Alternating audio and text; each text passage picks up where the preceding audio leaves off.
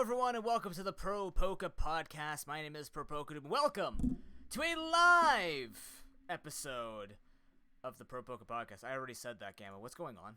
Does live make this worse for us? It means that they're going to hear a lot more of my stuttering and ums and not thinking right. Just keep in mind I can't actually edit out the F word, so don't do that. I will not say the frick word. Ah, shoot, I did it. Oh, my ticker turned off. Well, I guess that works out. Emma Gamma once it joins me again. Emma Gamma once it joins me again. Just keep adding A's at the end of it all. Gamma, this is the final episode. This is, are we doing one after? Are we doing a conclusion to it? I guess we will do a conclusion, so it's probably the second last. Let's do like a report on what happened. Yeah, it's probably going to happen, but, yeah, welcome to playoffs. Welcome to semifinals. Not even playoffs. Welcome to semifinals. The last night for Pro Pokeball Season 5 happening right now. It'll be in about, I don't know, give us 20, 30 minutes. Not going to be a very long show at all. We're just here to talk about what happened last week. Brought us to these 4 semifinalists today and what the implications are going to be in terms of the battles, because we know there is a very big rock, paper, scissors going on, which is more like rock, paper's bulldozer. In my opinion, when it comes down. And then Ivan on the side, but we're going to talk about that in a few seconds. Let's talk about what happened last week when we saw the quarterfinalists, or the elimination round participants, going at it. We'll start with Sweet D versus World Leader. I Am Groot versus Golden State Greninjas. The result that we expected, not the time that not the score that we expected, nor the gusto and the absolute domination starting that series off. Gam, you want to take us through that? We're talking about the Sweet D versus World Leader, correct? Yes. That was a steamroller until it hit the third game where everything just crashed. There was like a fender bender, but then it was like worse than a fender bender, and just the whole highway is just like it's at a standstill because all the cars just crashed and fell down the hill. That is a very depressing explanation of what happened.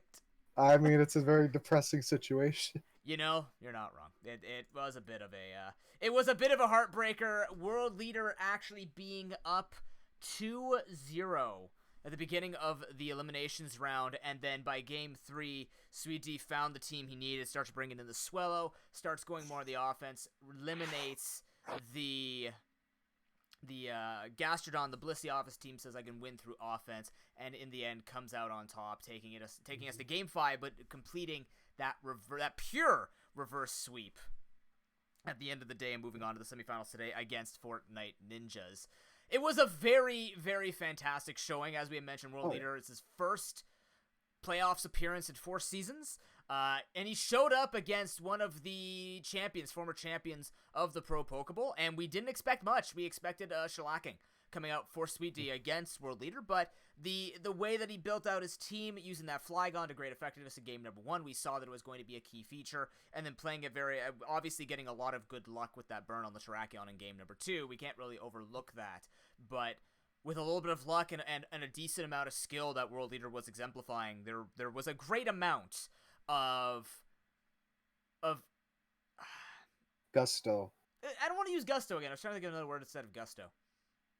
It was, you know what? It was just a phenomenal performance when you didn't expect much coming out of it, right? Yeah, Sweet D was 4th seed, World Leader was 5th seed, but for Golden State Greninjas, I think this is going to give a lot of confidence to World Leader going on to future seasons, because he's shown now that what he does, where he brings in these unconventional movesets, builds specifically for his opponent, can show up in the playoffs because of this new format that's going to help him quite a bit. And in the end, I think it's just like a meta shift that's going to actually benefit him. The team was well built for Golden State Greninjas. The play was good enough. You could talk about like I think the primary takeaway in this entire best of 5 was there was an element of slipping away. You kind of saw it, like you were saying. It was just kind of like, for me, just imagining a rope slowly slipping out of your hands for World Leader. Game 3, Sweet D basically outplays him. Goes again on the offense, just has less Pokemon to be damaged and more Pokemon to deal damage.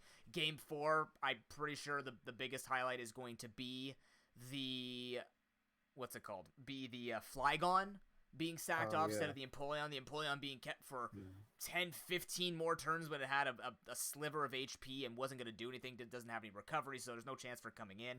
So Game 4 to me really was that kind of, we're back into 3-0 territory if we just think of it going to a best-of-3 format for Sweetie. So, and then Game 5 comes around, World Leader bounces back mentally, but by that point, Sweetie had it all figured out, takes a 3-2. So, you know, it was definitely, as we mentioned on the ProPokePodcast last week, it was going to be a matter of skill, and I think part of that skill is going through a best-of-5, not just a series of 2 and taking points, but going through a best-of-5 and adapting throughout the series, seeing what works, seeing what doesn't work, and I think the sacking of the Flygon when Flygon was a win condition really showed the difference in the pressure when it came down to who has the better read on the day and who can process that information more effectively. Oh yeah, it was a tough matchup. He went in, he got some good hits. He was about to win, man. It's how it goes. It sucks, but I mean, you can't help it when that happens because that's the learning process, right? Yeah, but he's gotten like I said, he's gotten so far. This is first actual time in playoffs, you know. Well, that's the thing, right? Cool. It's definitely a different format that you're not used to, and the only way that you could practice it, unfortunately, is to get into the playoffs or play another format that does this with you, right? So for him, this is going to be phenomenal practice for the next time he sees the playoffs, and even so, it wasn't a blowout. Even like I said, in Game 5, like Game 3 and 4, Game 3 was Sweetie dominant. Game 4 was honestly Sweetie playing it standard and then World Leader kind of throwing it away. But Game 5, I think, was kind of this bounce back, and we saw him getting the edge. So there was an element of preparing and using the information. Like, I have people's print-offs right here, right, for playoffs. So I keep track of what people are playing, and you have to kind of do that in your mind. And it's difficult to do that. Trust me. It's a very difficult skill to pull off, to make work for yourself, and at the end of the day, collect it all in one series without having a break. Because the other thing is, you get 5 minutes in between each battle. That's not enough. You can take enough time to go, okay, I need to use this Pokemon. But you're thinking about what you're going to do, and then how you're going to trip up your opponent. That's a lot to do in 5 minutes. Trust me, it's a very tough skill. There's a reason I don't enter my own tournament. But for World Leader, I think it was a phenomenal showing. I think he did a very, very good job with putting up a fantastic fight against someone who we just expected to roll over him. So good on World Leader. We're very happy to see Sweetie in the semifinals, however, because the man having a lot of bad luck throughout the season and just not able to get that dominant sort of team going. Like, he's got a really good team. We like how his team builds. It's a very Sweet D-esque team. Like, very, very, very, very him. It just screams, I am Groot. Yeah. But, you know, now we have to think of the semifinals. He's up against Fortnite Ninjas. And we know how that matchup went the last time we watched it. Do you have, like, a one word or a single phrase that you would use, Gamma, to describe what happened with Mitchie versus Sweetie? Yeah. What is that phrase? If it is PG. No, I don't know, man. What would a good word be? I don't even see. I'm trying to think of one, but it's kind of just it's all out there. See, this is what you guys miss when we cut stuff out. Yeah, because I'm sitting here for 10 minutes thinking of a word. Yep. No, it was a crazy matchup, and I am interested to see if history repeats itself today. I'm pretty sure with the adaptations with the bans, because now we don't see Mamoswine being allowed in for the semifinals, it's going to be different. We still see that Suicune ban because it's just an obnoxious Pokemon to deal with once it gets used correctly. Right. And we know Sweetie many, many times this season has used it correctly. Even though we know there is a Quagsire on the side of Fortnite Ninjas, which would completely shut that down. That could signal to Sweetie that, I mean, obviously, if he's going to ban the Suicune, then he has to deal with Superior, so Quagsire is not going to be that safe Pokemon. It's just going to be more of a liability, if anything. But it also signals to me that, one, he's worrying about Superior, but two, he either kind of wants to hide if it's actually water absorbed, or he might be bringing an unaware set to manage who he'll be facing in the finals between Manchester Manectric and Traverse City Thunderous. So there are a lot of different things that could come out of here, and we'll have to see what happens because... I mean, it's going to be a very exciting series because we're not going to see Mamoswine roll over Sweet D anymore. So it's going to come down to it. I don't think it's going to be like the when they battled back in week 7, I don't think it was a similar situation where like Sweet D was putting up a good fight. I Am Groot was putting up a good fight, but Fortnite Ninjas was just destroying them. It didn't feel like that when we watched Traverse City Thunderous versus Fortnite Ninjas, where literally Fortnite played it as near perfect as he could and still lost. It feels like Sweet D was not on and did not have the right plan. So it was a more dominant thing for Mitchie to roll over Sweet D versus Sharking defeating Mitchie. Like, I wouldn't even say roll over, right? Yeah, it looked fairly dominant, but with Mitchie, he just had the plan to do the best that he could.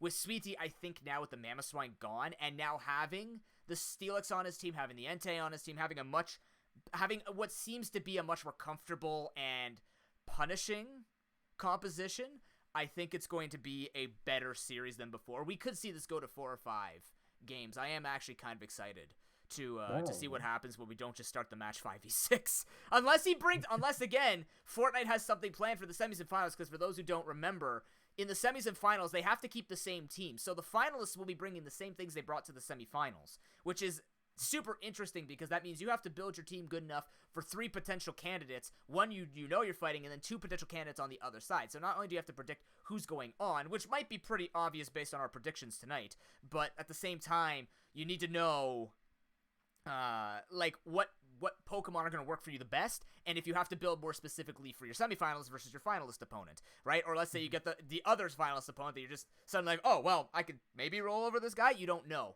So there's a lot of forethought that comes in when playing in the semis and finals, and I think between Sweet D and I Am Groot and Fortnite Ninjas, it's going to be not the repeat. I don't think it's going to be a repeat of week 7, because I'm pretty sure they're both playing for finals, right? I'm fairly certain I Am Groot knows they're kind of on the back foot. I do predict a Fortnite Ninja victory tonight. I want to say 3-1. I would love a 3-2, but I just feel like what we saw last time, I don't think a Steelix is going to change as much. He has banned the Mamoswine, so it's kind of difficult to tell. If Superior gets going, awesome, but I don't think Mitchie's going to let that happen. Yeah. What are you eating? No, I'm not eating anything. I'm just responding to something that was okay. I thought you were taking like a. What does your kidney say today, Gamma? You're the My octopus kidneys... of the Pro Pokeball. You know what that means, right? You don't watch sports.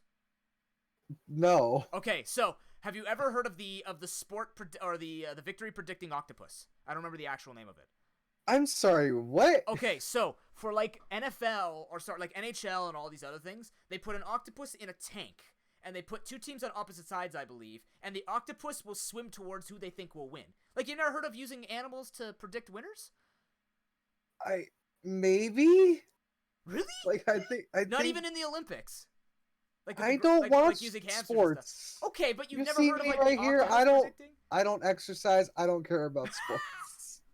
You've never heard of? Oh, interesting. Okay, well, either way, it might be a soccer thing. I don't remember where it is, Tim, but. Yeah, they use animals, and they basically predict who is going to win. So, Gamma, your kidney is the octopus of the Pro Pokeball. What is your kidney going to jiggle towards in tonight's victory? I don't know. They're tingling so fast that they've broke the space-time continuum, I believe, and I don't know if they're coming back. Does that just make you an enigma? But, are you just an enigma? Maybe. Or I'm just really kidneyless, and this is not gonna work out well. The filtration seems to be just going through my skin. Yeah, just a little bit. All right. Well, if I'm gonna go, am I gonna call all the matches, or am I just calling who wins? Just call this one right now. Taking... Just call this one right now. Who are you taking? Fortnite Ninjas or I Am Groot? And what score do you think? I know we gave this on the ProPokePodcast last episode, but we should update it because. No, yeah, things have happened. Yeah. Not yet. I'm gonna say 3-2 in favor of Fortnite Ninjas. Okay. Because they're both great battlers. and I think things have changed since the last time they battled, and I feel like it's gonna lean towards the same result, kind of, but we'll see.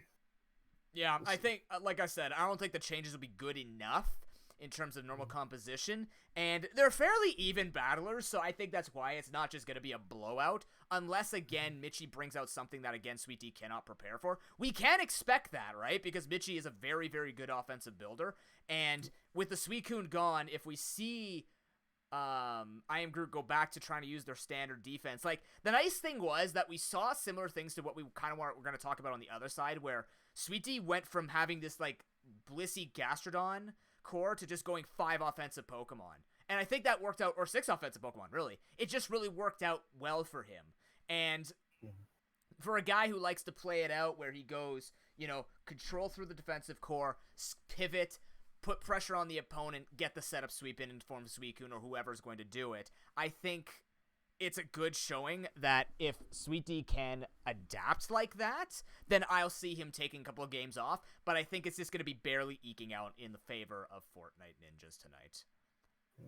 So, that's the way I see it. The other match we watched last week, Lunar Cresselias versus Manchester Manectric, a 3-1 in favor of good old reliable Ivan.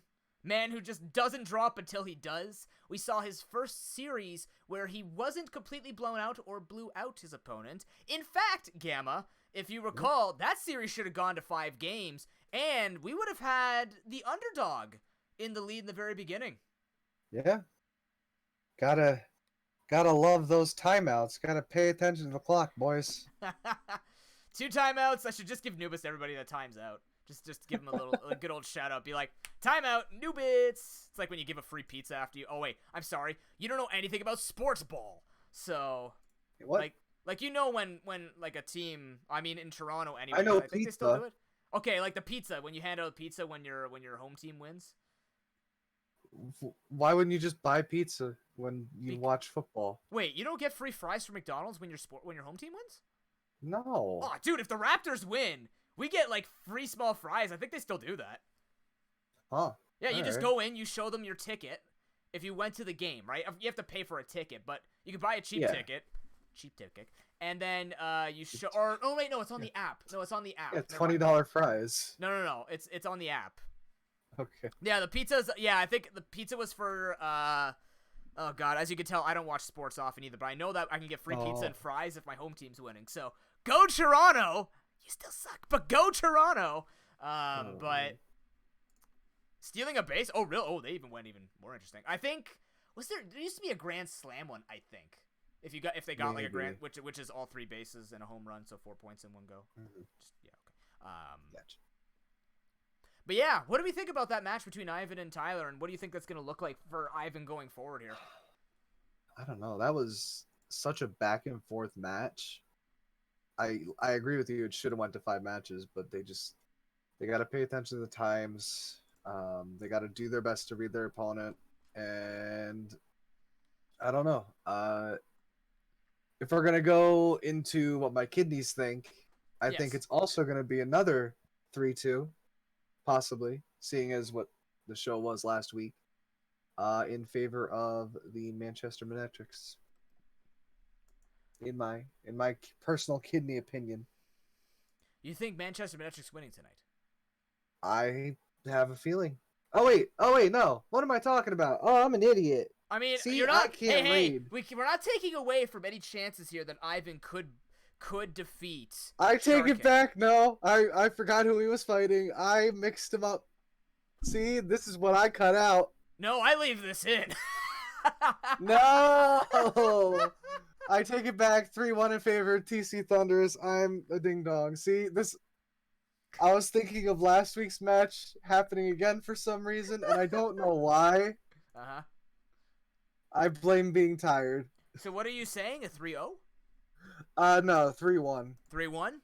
I have some faith in Ivan. You know, I think he's a good battler, and I think he can get something off. But also, we've just seen how much experience Devin has, or TC Thunderers has, and you know, I think they'll do okay.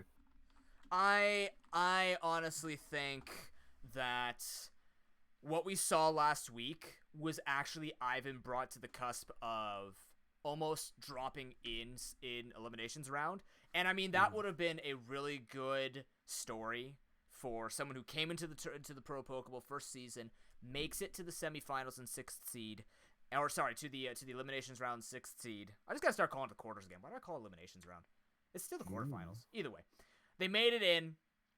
Tyler, who looked good in the preseason, looked okay during the season, kind of had this team that we haven't really been impressed with at all.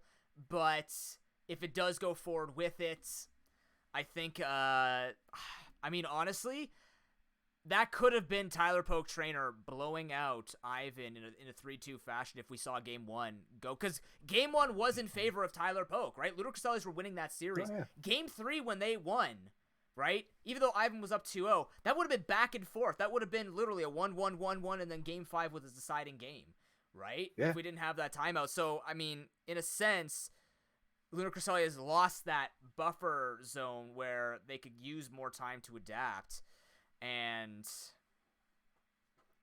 it was just kind of it was an unfortunate thing that happened, but at the same time, I think, again, it's something you learn the more you do the Pro Pokeball with time, the more you try and learn about, like, Showdown really doesn't like you when it comes to time, because it does speed up quite a bit. And it does cause a lot of stress, because you have to pay attention to it if you're using the timer, but at the same time, you don't want to look at it knowing you have 60 seconds left, right? You're like, oh god, I have 60 seconds left. It's annoying. You know, it's a thing you have to constantly watch and be worried about. So, yes, keep showing off the shirt, Gamma.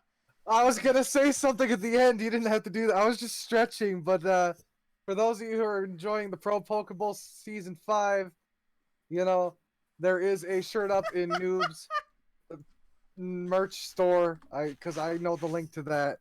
I think my if you want to get one for yourself, it's actually very comfortable and snug, and I like it, and it's my favorite shirt now. I would have also been wearing my hat, but I can't find my hat, and I'm very upset about it. Oh. That's sad.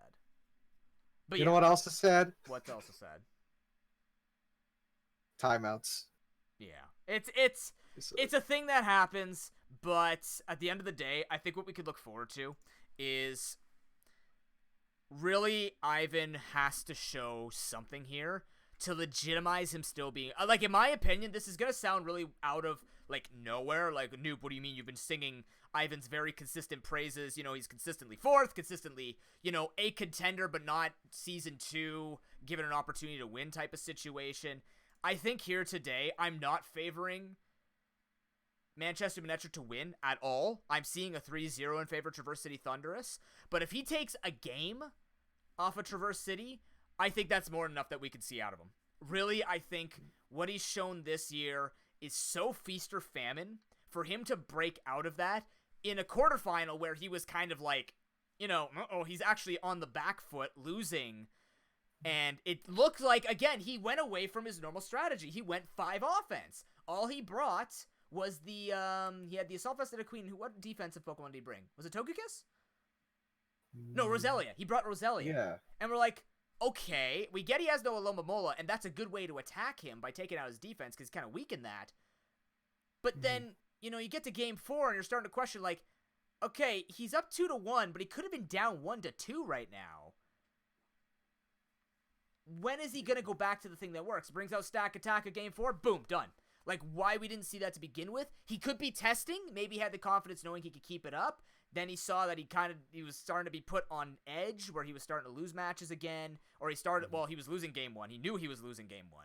Game 3 comes around, he actually loses it. Panic settles in. Okay, go back to comfort, bring a second defensive core in. Let's use that Stack Attack bulk that I can do, and go from there. If he goes off his game plan that he's used to, I think it's going to be very uncharacteristic, unless the reason he's doing it, and we see something well done, is that he is testing for next season, right? What are you laughing at? No, I'm just reading that comment, and I'm like, you know what? Now I want to just change it to 3-1 in favor of Manchester United, just cause. Wow! Look, Ivan is a staple in Pro Pokeball, right? Mm-hmm. And you could be a staple without being a 3-4 time champion, right? You could be known. You could be like world leader. You could be like, I think Initiator has also made a pretty good name in Pro Pokeball. I think he's gonna be a name that's gonna be remembered. I'm pretty sure Mitchie's gonna be remembered. Sweet D is remembered. Sharking is on the cusp of being this mainstay name. Like, even Gamer was starting to before this season. There are a lot of names that are popping up, and Ivan is one of those, in my opinion, like the most prominent name when you think about the Pro Pokeball because of how much he's done every season. And even though he's not a consistent champion, even though I think that the fact that he kind of acts as a top end, I have to use my hand here, a higher end gatekeeper, which usually use gatekeeper as sort of a, yeah, you're just barely making it all the time. I think he's like gatekeeper to heaven type of gatekeeper. Like, he is blocking you from the best, you know, like I can understand the comparison. Yeah, like I honestly think he's just kind of this tester for the top tier in the tournament, unless he is the top tier when he then proves himself, and he's done it. I mean, he got second place I think last season, and then third, fourth. Like, he's nonstop staying up there. So for me, Ivan is this player where if he could show that he could play multiple different ways, or if he could just play his strategy out non-stop, I think that is the best way he can do it. And if he loses here today, Traverse City Thunders puts up a good fight.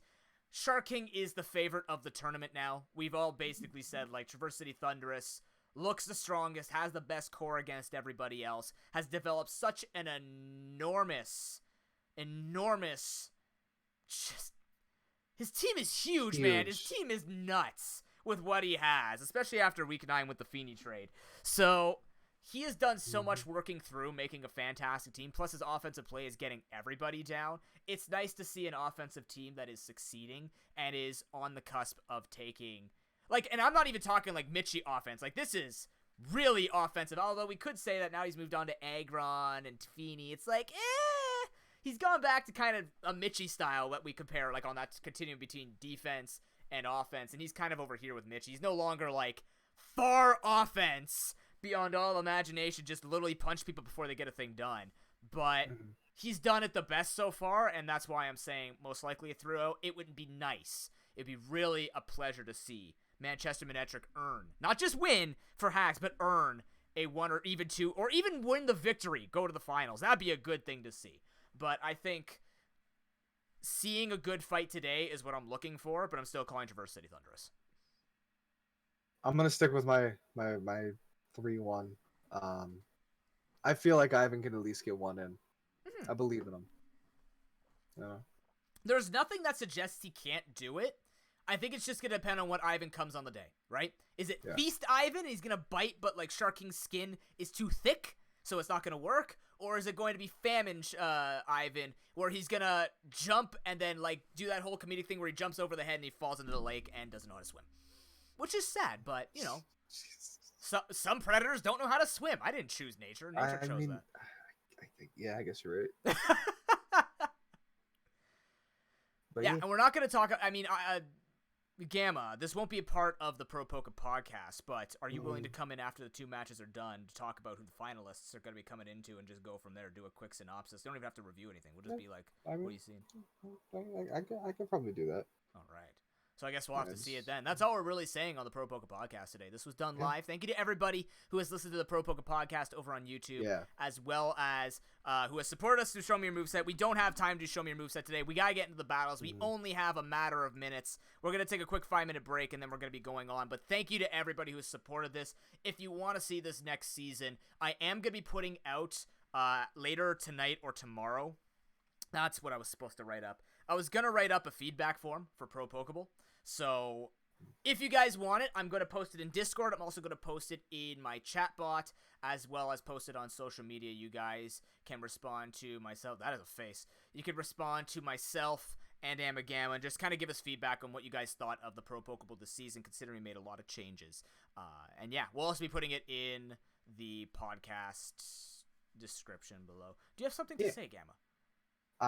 All I have to say is it's been a pleasure doing the ProPokePodcast with you. We have one more episode. No, I know, but I might as well drop this here now since we're live and people are watching. So of course. I'd like to point out that I appreciate Neil for carrying me through most of this because I am not the best battler or strategist, and it's been a great time so far. And we got one last one for you guys, and I hope you enjoy it. I mean, honestly, let's put it this way, Gamma. I think the one thing that we always try and give everybody here on the ProPokePodcast, whether you question whether or not you want to join next season or whether or not you want to just watch. Oh my god, why is my microphone down? Oh, here we go. Nice and loud again. Thank you very much for that, Shark King. It fixed itself. It worked itself again. Why? Are you okay? I hate it. I know. I don't get it, man. I don't. Thank you for pointing that out, chat. Gamma, it's been a long year. It's been a really long year, man. I'm tired of tech stuff. Anyways, but yeah, thank you to everybody. I mean, like I've always said this, for those who are curious if they want to join Season 6, because there will be a Season 6 eventually. I don't know if it'll be next year, though. It might take some time to fully flesh this out and go from there. Or if you're thinking about if you ever wanted to be an online voice with me, I'm always looking for a commentator to co-commentate with me. And unfortunately, we didn't get that this year, but for Gamma to come on and for people who are questioning whether or not you'll be good enough and just want to watch, if you go back and watch the VODs, or even if you're a brand new player coming in, this is such an inviting tournament. We try and keep it as relaxing as possible for everybody and make sure that everyone gets a good learning experience, but the most thing is about fun, right? Yeah, we name a champion. Yeah, someone gets their name of the duck, but if it's not you, you're not ostracized, you're not penalized. No one's going to say anything bad about you because we always have your back. It is a fun, friendly, competitive thing that we've done since 2015 to make sure that everybody stands a chance at just having a tournament that I think is run fairly professionally in an amateur scene. I like the amateur scene. It's actually more fun to do the amateur scene than have to be standing on I mean, I'd love to stand on a stage and commentate for something professional, but the amateur scene is just like, I'm not saying I like watching bad players, but I love just having this much more relaxed environment where it's community-based. It's not people looking at money. I mean, there is a $10 Steam gift card in it for tonight, whoever wins. But I think that what we've been doing in this tournament is the best format, and the more people that join, the more fun it's going to be. And remember, if we get more than 14 players, we do 2 leagues. Double league, huh? But yeah. That's all we have to say today on the ProPokePodcast. Hey, Gamma, when do the battles start?